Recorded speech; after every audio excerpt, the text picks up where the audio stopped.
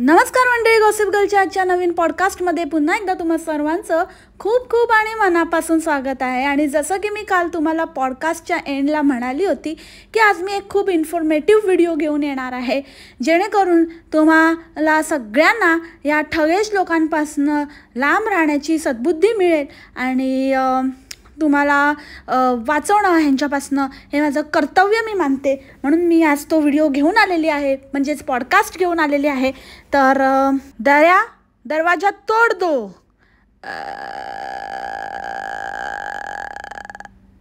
अरे दया तोड़ने के लिए बोला था। अरे दया म्हणतोय कि दरवाज़ा तोड़ने के बाद भी ऐसा ही आवाज़ आता है। अच्छा Daya, it's okay, thank you Daya. So मंडळी, तुम्हाला कळलंच असेल की कुठला दरवाजा असा आहे की जो उघडताना, बंद करताना, त्याच्यानंतर तोडताना, फोडताना, कसंही काही करा, त्याला तोडो फोडो भुग्गो करी नाको, त्याचा असाच आवाज येतो। आजचं पॉडकास्ट मी एक्सक्लुझिव्हली दुबईत बसून करत आहे। येस, दुबईमध्ये बसून। काही लोक म्हणतात की अरे मी काय इथे तिथे बसून असं इन्फॉर्मेशन देत नाही, आणि इथे जिथे बसली आहे तिथल्याच कंट्रीची मला माहिती आहे, म्हणून मी फक्त फ्लक्झमबर्गची मी फ्लेक्स करते, म्हणून मी फ्लेक्झमबर्गचंच मी इन्फॉर्मेशन देणार आहे। मी असं कधीच करत नाही की मी दुसऱ्या कुठल्या तरी तिसऱ्याच कंट्रीमध्ये बसून असं आपली टिप्पणी वगैरे देण्याचं। ओके, पण मी देते बाबा, कारण माझा तेवढा अभ्यास आहे ना तगडा। मी अशा हवेत नाही देत टिप्पणी। आणि ज्याचं कोणाचं काही फॅमिली बॅकग्राऊंड किंवा कसं काय आहे ते आपल्याला पुरेशी माहिती नसल्याशिवाय आपण पण अशी टिप्पणी करू नये, नाही का? काय गं बोंबले, तुला माहिती आहे का आयुष्यामध्ये मी कुठे कुठे विजिट केला आहे, किंवा माझं काय बॅकग्राऊंड आहे, किंवा मला कसली किती माहिती आहे, कोण कुठे आहे माझ्या फ्रेंड्स अँड फॅमिली मेंबर्सपैकी, माझा नवरा कुठे आहे, तो काय करतो, आणि तो कुठे जाऊन आला आहे, किंवा त्याला कसली माहिती आहे, नाही माहिती आहे, तर काहीच माहिती नाही ना तुला, तर त्याच्यामुळे गप्प बसायचं।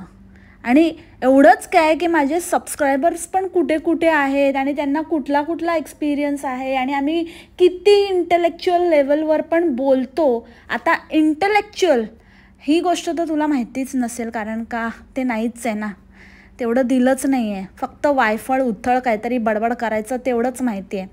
त्याच्यामुळे त्याचा आणि तुझा काहीच संबंध नाही। कशी बसली होती बैलासारखी मान हलवत, अगं बाई तू काहीतरी तरी बाईसारखं करत जा। हां, आहे तर आधीच पार्वता माने, पण कॅरेक्टर ॲनिमलचं पण कुठलं चूज करायचं म्हटलं तर बैलासारखी बुगु बुगु बुगु बुगु बुगु बुगु बुगु बुगु नुसती बसलेली मठ्ठ डोक्याची। स्वतःला काही चिअर गर्ल समजते का गं? ते असतात ना क्रिकेटचे जे कॉमेंटेटर्स असतात, ते कॉमेंट्री करताना तिथे एक बाई नुसती अशीच उभी असते, फ्लॉन्ट करत असते, मॉडेल असते, पण चल तिच्याकडे जरा बघवतं तरी, कारण ती अशी स्टायलिश असते आणि एकदम अशी मस्त असते, एकदम कडक असते, आणि मस्तपैकी असं छान असते ना, असं तिची पर्सनॅलिटी खूप मस्त असते, म्हणून तिच्याकडे बघवतं तरी। पण ती असं नुसतंच अशी मान हलवत असते, तिला काही समजत नसतं। दोन्ही कॉमेंटेटर्स किंवा जे क्रिकेट एक्सपर्ट्स किंवा एक्स प्लेयर्स ते काहीतरी आपली टिप्पणी देत असतात, ते बोलत असतात, आणि ही नुसती आपली अशी पाय फोल्ड करून तिथे उभी असते आणि नुसती मान हलवत असते किंवा हसत असते, किंवा एखाद दुसरा क्वेश्चन असा मध्येच स्क्रिप्टमध्ये लिहिलेला टाकत असते, म्हणजे जेणेकरून एक काइंड ऑफ चिअर गर्ल नाही म्हणता येणार, पण अशी शोची बाहुली आपण ज्याला म्हणतो तसं। अगं पण तू तर व्हिज्युअली पण अपीलिंग नाही आहे ना, प्रॉब्लेम याच आहे। त्याच्यामुळे मग कसं ते तू तिची स्टाईल मारायला तर गेलीस, पण बाबा औकातमध्ये राहा कर, जास्त ओव्हर ॲक्टिंग नको करू। पूर्ण व्हिडिओचे कट आहेत तुझे त्या दिवशीच्या।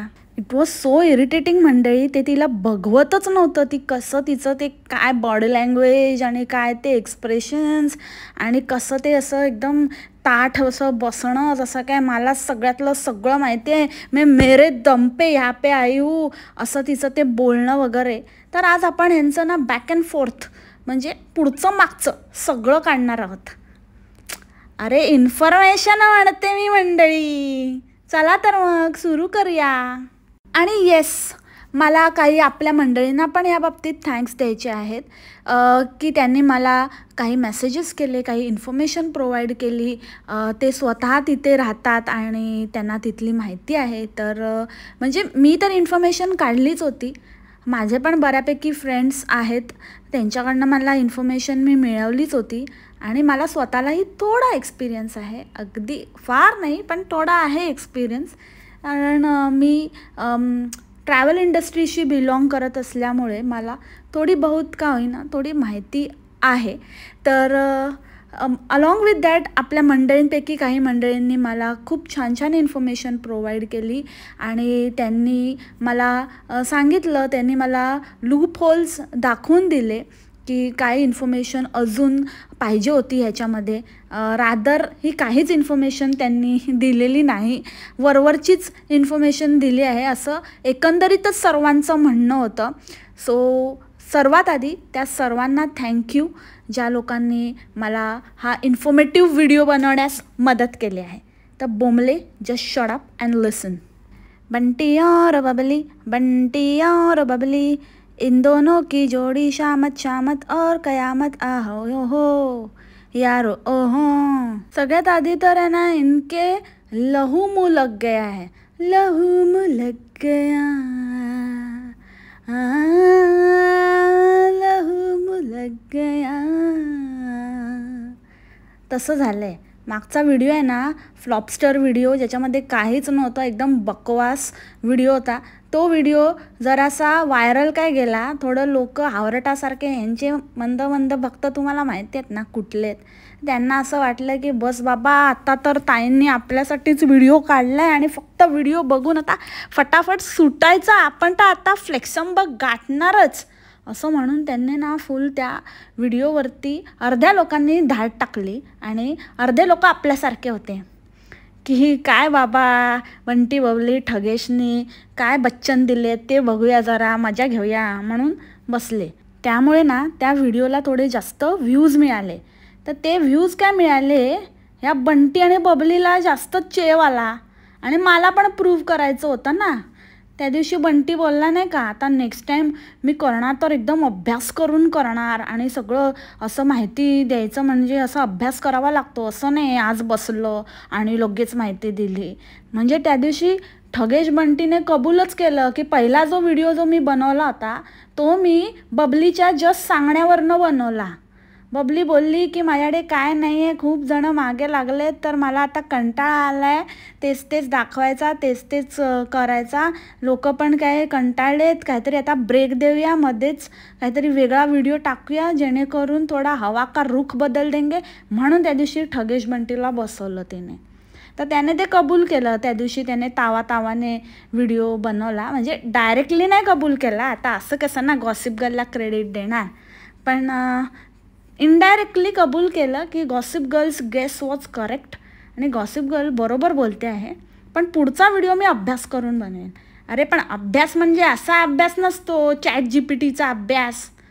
अरे इतकं होतं ना, तर तू लोकांना सांगायचं होतं की असा असा क्वेश्चन ChatGPTमध्ये टाका की how to get job in Luxembourg आणि किंवा how is life in Luxembourg, how much salary needed to survive in Luxembourg, Luxembourg pros and cons, असे काहीतरी असे टॉपिक्स सजेस्ट करायचे होते ना. त्यांनी टाकून बघितलं असतं, जी काय माहिती काढायची ती काढली असती.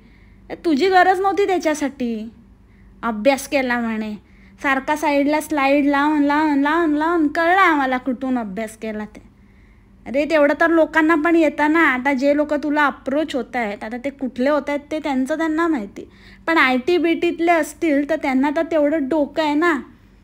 मग तुझ्याकडनं एक्सपेक्टेड असलेली माहिती, अशी माहिती त्यांना हवी होती की जी इझिली अवेलेबल नाही आहे सोशल मीडियावर, थोडीशी पर्सनल किंवा ज्याला आपण म्हणतो की फॅमिली रिलेटेड, किंवा किती सॅलरीमध्ये माणूस सर्वाईव्ह करू शकतो, इतकी सॅलरी असेल तर त्या सॅलरीमध्ये किती माणसांना घेऊन येऊ शकतो, म्हणजे एखाद्या चौकोनी कुटुंबाला किती सॅलरी लागते, किती रिक्वायरमेंट आहे, जर इतकी सॅलरी मिळत असेल तर तो माणूस आपल्या फॅमिलीला घेऊन येऊ शकतो का, वगैरे वगैरे.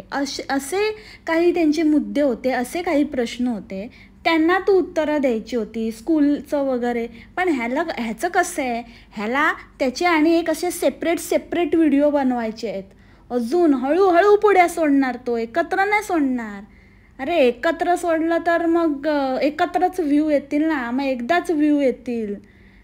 एकदाच 70-80 हजार लाखभर व्ह्यूज घेण्यापेक्षा दर व्हिडिओला प्रत्येक वेगवेगळ्या टॉपिकला असं तोडून लाख असे व्ह्यूज घेतो ना, मग मस्त मज्जा येईल ना.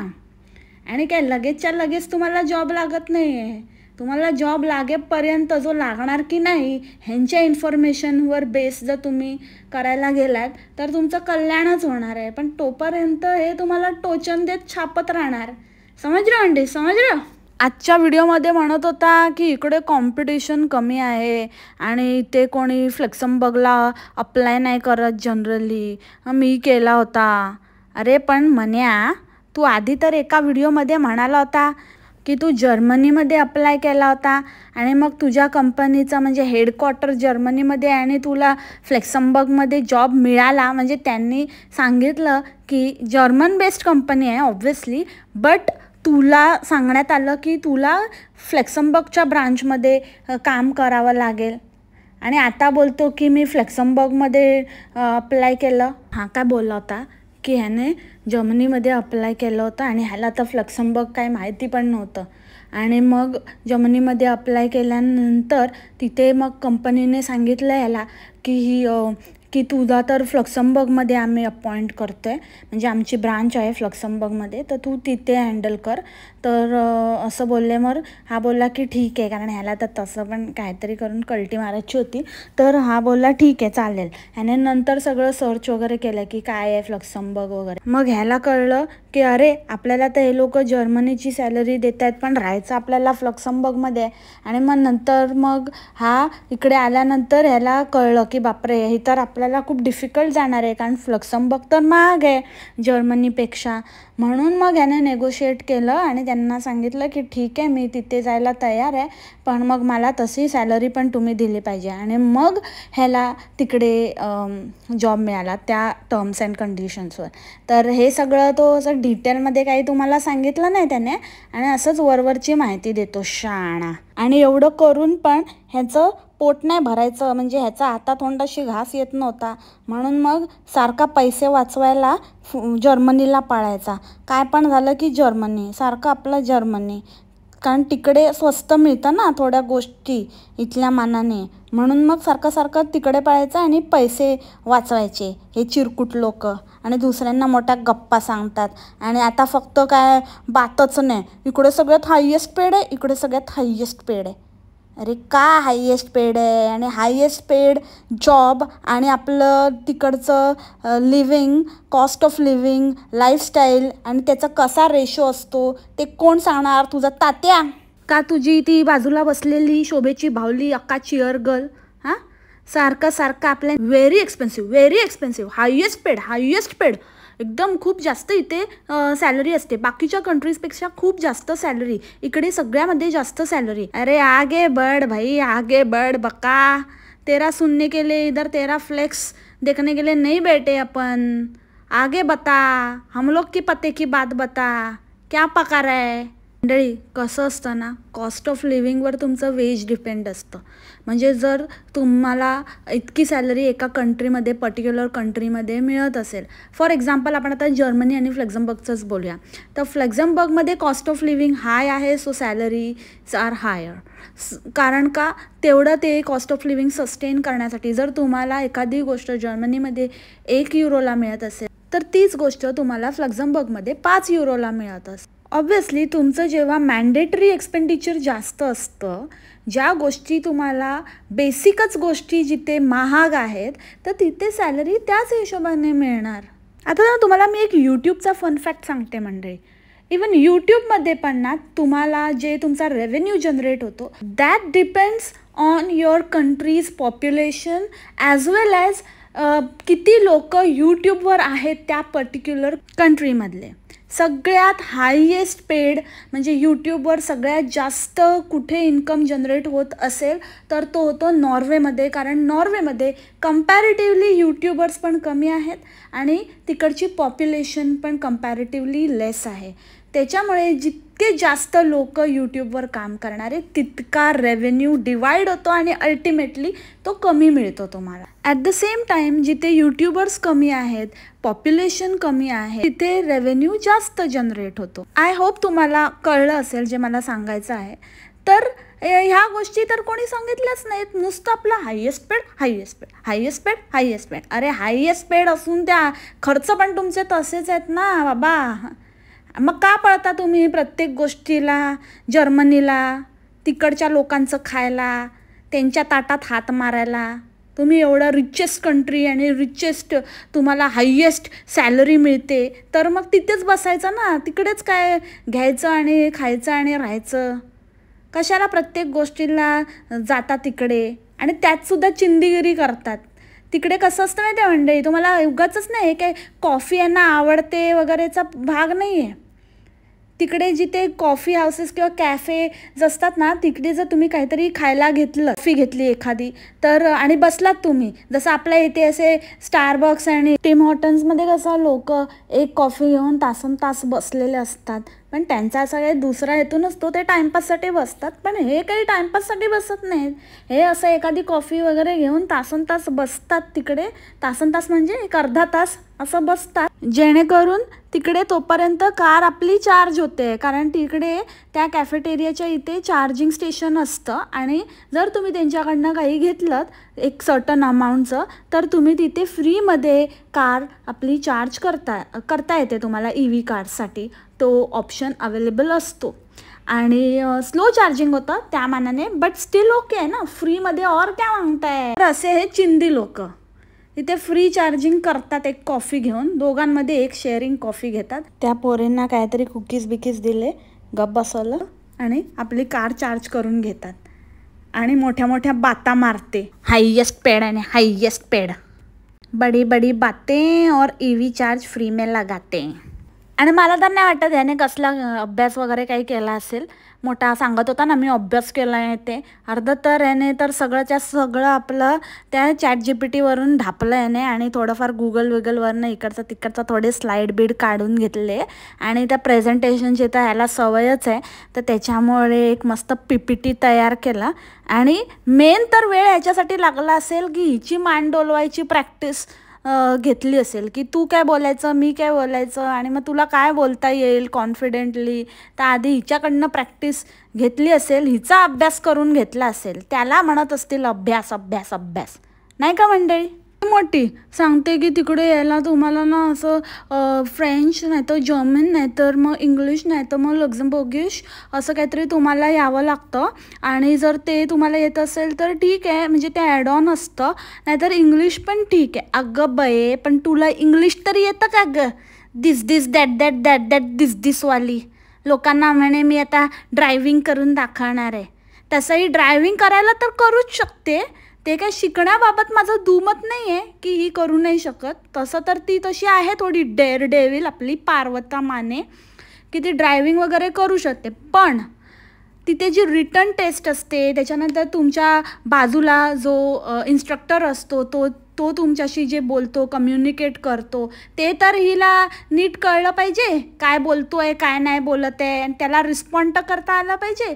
परत एक ओरल टेस्ट पण असते, म्हणजे तो तुम्हाला क्वेश्चन विचारतो किंवा तो तुम्हाला इन्स्ट्रक्शन्स देतो आणि तसं तुम्हाला पार्क करून दाखवायची असते. ते त्याचे इन्स्ट्रक्शन्स तर घेता आले पाहिजेत. आणि मोस्ट इम्पॉर्टंटली तुम्हाला ती एक्झाम, रिटन जी एक्झाम असते ती क्लिअर करता आली पाहिजे. पण आमच्या बोंबलीचा तर सगळाच उल्हास आहे ना.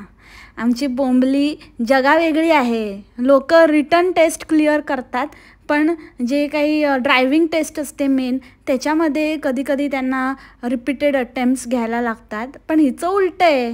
ही कदाचित ड्रायव्हिंग पण पास होईल, पण रिटनचीच बोंब आहे. पहिली पायरी क्लिअर केल्याशिवाय दुसऱ्यावर डायरेक्ट जंप कसं करणार, तिथेच सगळं अडलं आहे. आणि ही बया दुसऱ्यांना सांगते की शिकायला पाहिजे आणि हे करून या, तुम्ही ते करून या. दुसऱ्यांना सांगायला खूप सोपं आहे बोंबले, पण तू गप्प बस जरा. जसं काय स्वतःच्याच मोठी कर्तृत्वावर गेली आहे अशा गोष्टी सांगते. आणि हा म्हणे मी रेफर करतो, माझ्याकडे जर काही असेल ना तर माझ्या नजरेत असेल कुठला जॉब वगैरे काही असेल तर मी रेफर करतो. अरे आत्तापर्यंत तू कुठे काय रेफर केलं आहे, कधी दिसलं आहे का? आणि जर तू कोणाला तिकडे लावलंस तर तुम्ही ते फ्लॉन्ट केल्याशिवाय राहिले असते का? त्यांना घरी बोलवून त्यांचं इंट्रोडक्शन करून दिलं असतं की बाबा आम्ही ह्यांना रेफर केलं होतं, हे आमच्यामुळे इथे आहेत, त्यांच्या तोंडून वधवून घेतलं असतं तुम्ही. आणि दुसरी गोष्ट, जेव्हा आपल्या रेफरन्सने कोणतरी येतं ना तेव्हा कुठे ना कुठेतरी ते दिसतात आपल्याबरोबर, आपल्याला भेटायला येतात, आपण त्यांची ओळख करून देतो, आपण त्यांना भेटायला जातो, कुठेतरी त्यांचा उल्लेख होतो. तुमच्याकडून आत्तापर्यंत एकाही व्यक्तीचा उल्लेख झाला नाही, एक्सेप्ट ती आता मागे एक फ्रेंड कोणतरी तिची गेली, तीसुद्धा स्वतःच्या बलबुत्यावर इथे आली होती. आणि म्हणजे इकडे आल्यानंतर तिला कळलं की अशी कोणतरी व्यक्ती आहे आणि तिच्याकडनं आपण थोडंफार हेल्प घेऊ शकतो. म्हणजे इन जनरलच की कुठलं शॉप कुठे आहे, कुठून काय खरेदी करावं किंवा कसं आपण काय मॅनेज करावं, असं म्हणजे बेसिक जे आपल्या कसं नवीन आल्यावरती आपली एखादी फ्रेंड होते आणि आपण तिला विचारतो शेजाऱ्या पाजाऱ्यांना की कसं काय, एक इंडियन म्हणून जे आपण हेल्प घेतो, एक इंडियन दुसऱ्या इंडियनची हेल्प घेतो, तशा अनुषंगाने तिने हिची हेल्प घेतली असावी आणि हिने थोडीफार तिला माहिती प्रोव्हाइड केली असावी. त्या व्यतिरिक्त अजून तरी कोणी दिसलं आहे का ज्यांनी असं काहीतरी उल्लेख केला आहे की बाबा मन्याच्या रेफरन्सने मी इथे आलो किंवा असं काहीतरी. आणि दुसरी गोष्ट म्हणजे जर तिला अशी थोडी भाजीपाला इकडची तिकडची माहिती दिली आणि ते सुद्धा बोंबली मेन्शन करायला विसरली नाही, जाता जाता का होईना तिच्याकडून तिने वधवून घेतलं की ती कशी काय हेल्पफुल होती, तिने कशी हेल्प केली तिला. तर त्यामुळे मला नाही वाटत की जर ह्यांनी कोणाला रेफरन्स दिला किंवा ह्यांचा रेफरन्स घेऊन जर कोणी तिथे आलं तर हे आपला मोठेपणा दाखवण्यात काही कसूर सोडतील. आणि मध्येच अशी खुळ्यागत आम्हाला फ्लक्झमबर्गच आवडतं, फ्लेक्झमबर्ग इज द बेस्ट. अरे वा, आता अचानक एकदम आवडायला लागलं, डिप्रेशनमधनं एकदम बाहेर आलेली दिसते. काय PR मिळाला की काय? वाटतं तर असंच आहे, ज्या अर्थी मन्या टाईमपास करत असतो आणि वेळच वेळ असतो, आपल्या बिझी स्केड्यूलमधनं एवढा वेळ काढून अभ्यास करतो, PPTs क्रिएट करतो आणि कसं काय तुझ्याकडनं स्क्रिप्ट लिहून घेतो, तुझ्याकडनं वधवून घेतो, नीट तुझी रिहर्सल घेतो, एवढा वेळच वेळ असतो त्याच्याकडे. तर बहुतेक मला तरी वाटतंय काम तमाम झालेलं आहे यांचं, मग आता आवडणारच ना. आणि त्याच्यामुळेच आता काही जॉब वगैरे करण्याची गरज नाही आहे, कोणी आपल्याला इथून हाकलवू शकत नाही, घरबीर पण झालेलं आहे, काही टेन्शन नाही, मज्जाच मज्जा. आणि असे काहीतरी टॉपिक घ्यायचे आणि आता बसायचं आणि कसं काय आपल्याला असं चांगलं एक इन्कम जनरेट करता येईल त्याच्यावरती फोकस करायचा, लोकांना याडा बनवायचं, मूळ मुद्द्याची माहिती सोडून दुसरंच इकडे तिकडे मंडरत बसायचं आपलं भवऱ्यासारखं. आता तुम्ही म्हणाल की गॉसिप गर्ल, तू त्या दिवशी म्हणाली होती बबी द ढबीचं व्हिडिओ तू आणि तुझी मैत्रीण ऑफिस आवर्समध्ये बघत होती. तर मला हे सांगायचं आहे, ते ऑफिस आवर्समध्ये बघत नव्हती मी, ऑफिस झाल्यानंतर बघत होती. आणि माझं ऑफिसचे असे काही फिक्स ऑफिस आवर्स नाही आहे. जसं मी तुम्हाला सांगितलं होतं की मी फ्रीलान्सिंग करते, तर त्याच्यामुळे माझं काम हे आहे की डील क्लोज झाले पाहिजे, दॅट इज इम्पॉर्टंट. आणि मला असं काही हे नाही आहे की ह्याच वेळेत तू करायचं आणि ह्या वेळेनंतर तू फ्री. मला दुसऱ्याच्या म्हणजे ज्या कंट्रीमधून मला हे आलेलं आहे, काय म्हणतो आपण त्याला, एन्क्वायरी आलेली आहे, तर त्या कंट्रीच्या हिशोबाने मला रिस्पॉन्ड करायचा असतो, त्यांचं टाईम लक्षात घेऊन रिस्पॉन्ड करायचा असतो. कधी 12 वाजेपर्यंत मी बसलेली असते, कधी 1 वाजेपर्यंत कधी बसलेली असते, कधी मी 4 वाजताच फ्री झालेली असते, कधी मी फ्री असते आणि कधी कामात असते. सो असं काहीही नाही आहे. तर ते मन्याला बोलण्याचा उद्देश वेगळा आहे, तो एका कंपनीसाठी काम करतो, त्याचे ऑफिस आवर्स फिक्स आहेत आणि त्याच्या तिकडे रिस्ट्रिक्शन्स आहेत. असं नाही आहे की तुम्ही काहीही करू शकता, तुम्हाला वर्क फ्रॉम होम ह्याच्यासाठी नाही दिलं आहे की तुम्ही कुठल्याही वेळेत काहीही टाईमपास करा. वेअरएज माझं तसं नाही आहे. Freelancing is completely different than work from home. So yes, हा क्वेश्चन मला कॉमेंटमध्ये आला होता, तर म्हणून मी आधीच हे क्लिअर करते. आणि बोंबलेल्यांना जरा ते गप बसायला सांग. माहिती आहे बाबा तिच्या नवऱ्याला खूप चांगली सॅलरी मिळते आणि ती एकदम हवेत आहे आणि बस बेस्ट बेस्ट, पण ते किती वेळा आणि बेसिक वेज किंवा बेसिक सॅलरी ही आहे, इतकी तुम्हाला कमीत कमी मिळते हे बोलायला तर बोंबली विसरलीच. इतकी सगळ्यात जास्त सॅलरी मिळते, तुम्हाला इतकं सॅलरी मिळणार स्टार्टिंग, असं कोण बोलणार? लोग अपने विचार है कन्फ्यूज. अरे इतना तो मैं इंडिया में रह के कमा लेता हूँ, फिर उधर आने की ज़रूरत क्या है? आजकाल 3-4 लाख सॅलरी इंडियामध्ये एकदम कॉमन झालेली आहे. 4 लाख तर कुठेच नाही गेले. एक चांगलं व्यवस्थित पोझिशन असेल, तुमचं चांगलं एज्युकेशनल आणि एक्सपिरियन्सचं बॅकग्राऊंड असेल, तर आरामात तुम्ही तेवढं ड्रॉ करू शकता. आणि इंडियाच्या कॉस्ट ऑफ लिव्हिंगप्रमाणे छानच नाही का? मग तिथे कशाला उगाच एवढी मगजमारी करायला कोण येईल?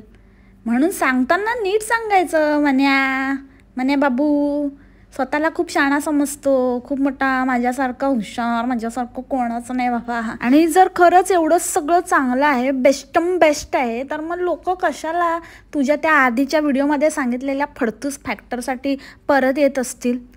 कुछ भी. जर हे बेस्ट आहे तर मग वर्स्ट काय आहे? म्हणजे जर सगळ्यात चांगली सॅलरी ही आहे तर सगळ्यात कमी पण सांगायला पाहिजे ना. नाण्याच्या दोन्ही बाजू सांगायला पाहिजे.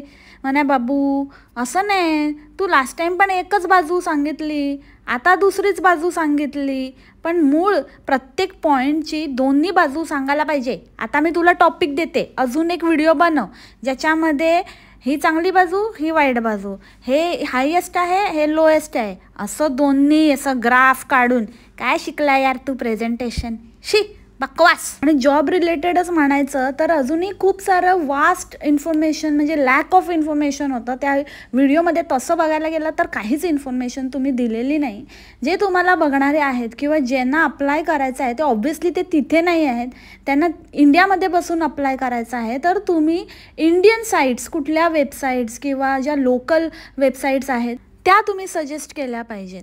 आता जर्मन शिका, फ्रेंच शिका, हे तर एकदा लल्लू पंचूला पण माहिती आहे, पण इंडियन डिग्रीचं व्हॅलिडेशन काय आहे, कुठल्या युनिव्हर्सिटीला जास्त वेटेज आहे, त्याच्यानंतर हायेस्ट क्वालिफिकेशन काय असलं पाहिजे किंवा किती क्वालिफिकेशन मिनिमम असलं पाहिजे पर्टिक्युलर जॉबसाठी, एक्स्ट्रा कुठच्या लँग्वेजच्या एक्झाम तुम्हाला द्याव्या लागतात का, इंग्लिश लँग्वेज एक्झाम द्यावी लागते का, आयल्स क्लिअर करावं लागतं का, किंवा त्यांच्या लोकल लँग्वेजचं कुठचं एक्झामचं सर्टिफिकेशन तुम्हाला द्यावं लागतं का, त्या सगळ्या गोष्टींवरती काहीच गायडन्स नाही दिला. असं वरवरची, म्हणजे मी तेच बोलले ना की जस्ट ChatGPTने जे सांगितलं तेवढंच यांनी केलं. कसला काय घंटाचा अभ्यास, जरा पण एक्स्ट्राचं काही जे हेच असतं ना की तुम्हाला जर मदत करायची आहे तर आउट ऑफ द वे जाऊन, कारण ही बेसिक माहिती तर कोणी कुठूनही काढू शकतं, सगळीकडे अवेलेबल असतं. तुमच्याकडनं ती माहिती एक्सपेक्टेड आहे की जी जनरली अवेलेबल नाही आहे, ती एक्सपिरियन्सनेच मिळते, तर तुम्ही तुमचा एक्सपिरियन्स शेअर करायला पाहिजे होता. ते तर काही दिसलंच नाही. आणि वर मोठ्या मोठ्या गोष्टी सांगते की आम्हाला इथलं सगळं माहिती आहे, आम्ही आमच्या एक्सपिरियन्सने सांगतोय. अरे चल हवे. आणि जेव्हा मी ह्या टॉपिकवरती अभ्यास करत होती ना, म्हणजे जेन्युइनली अभ्यास करत होती, त्यावेळेला मी ह्यांचा एक प्रिव्हियस व्हिडिओ पण बघितला. आता त्याला मला व्ह्यू द्यायचे नाही आहेत म्हणून मी फक्त इथे मेन्शन करते की मी एक बघितला just to compare the information आणि किती खरं बोलतात किती खोटं ते बघण्यासाठी. आणि त्याच्यामध्ये पण ह्याचं नुसतं आपलं बोंबलीचंच कौतुक, बोंबलीची साथ, बोंबलीने असं केलं, बोंबलीने तसं केलं, तिने पॅकिंग करायला मदत केली, वा रे वा, बोंबलीने पॅकिंग करायला मदत केली त्याचं कौतुक. आणि आईने तुला एवढं सिंगल हँडेडली वाढवलं, तुला वाईट सवयींपासून दूर ठेवलं, तुला एक चांगलं शिक्षण दिलं, तुला एक चांगला मार्ग दाखवला, तिच्याबद्दल एक चक्कार शब्द नाही. कसला रे तू म्हण्या, असा कसा तू बुळचट माणूस. आणि ही म्हणे आम्ही खूप खडतर प्रवास बघितला आहे, आम्ही असं, आणि नवरा बायकोचं नातं हे असंच असतं, आपल्याला साथ द्यावीच लागते. मला सांग बाई, तू असं काय खडतर बघितलं? उलट तर तुझं तर जीवन गार्डन झालं मन्या भेटल्यापासनं. हां, आधीचं जर तुझं आयुष्य होतं किंवा तिथल्याच एका कुठल्या त्या लोकल माणसाशी लग्न केलं असतंस, म्हणजे हा पण लोकलच आहे, पण तिथेच राहणारा किंवा तिथेच जॉब करणारा कोणतरी असला असता तर ते तुझं आयुष्य असलं असतं, त्याच्यापेक्षा बेटरच आहे ना. मग बेटर आयुष्यासाठी थोडंसं आपल्याला थोडं 19-20 काहीतरी सहन करावं लागलं किंवा थोडे चढ उतार आले, तर त्याच्यामध्ये काय मोठं असं तू सहन केलंस गं बोंबले. आणि 30 वर्षात घर घेतलं आणि 32 वर्षात घर घेतलं, पुण्यासारख्या ठिकाणी आम्ही घेतलं, असं केलं, मग त्याचं कौतुक आहे. तर जाऊ दे, मला पर्सनल नाही बोलायचं म्हणून, मला नाही सांगायचं आहे, मला कुठे काही मोठं हे नाही करायचं म्हणून मी नाही बोलत आहे. नाही तर सांगितलं असतं तुला. तुला ना खस्ता काय खातात ते काहीच माहिती नाही आहे. सगळं चांगलं मिळालं, सगळं काही, त्याच्यामुळे तुझी हाव वाढत गेली. सगळं लग्न चांगलं व्यवस्थित करून मिळालं, सगळ्यांच्या मर्जीने करून मिळालं, एक सेटल लाईफ मिळाली, सेटल मुलगा मिळाला आणि त्याच्याबरोबर फक्त आयुष्य व्यतीत करायचं आहे. त्याच्यामध्ये थोडंफार काहीतरी चढ उतार आले, त्याचं तू एवढं रोना गाते. तुला काय माहिती गं लोक काय काय करतात आणि किती हातपाय मारतात आणि कसं टू मीट एंड्स. मग ते लग्न असू दे, मुलं असू दे, करिअर असू दे, पावलोपावली त्या लोकांना एक स्ट्रगल असतो आणि प्रत्येक वेळेला त्यांना स्वतःला प्रूव्ह करायचं असतं. त्या माणसाचं आयुष्य कसं असतं ना, ते तुला माहिती नाही आहे ना. सगळं आयतं मिळालं आहे ना, तर बाता मारणं खूप सोपं असतं. तर जास्त ना बकवास बंद कर आणि जे करतेस ना धुणी भांडी तेच कर.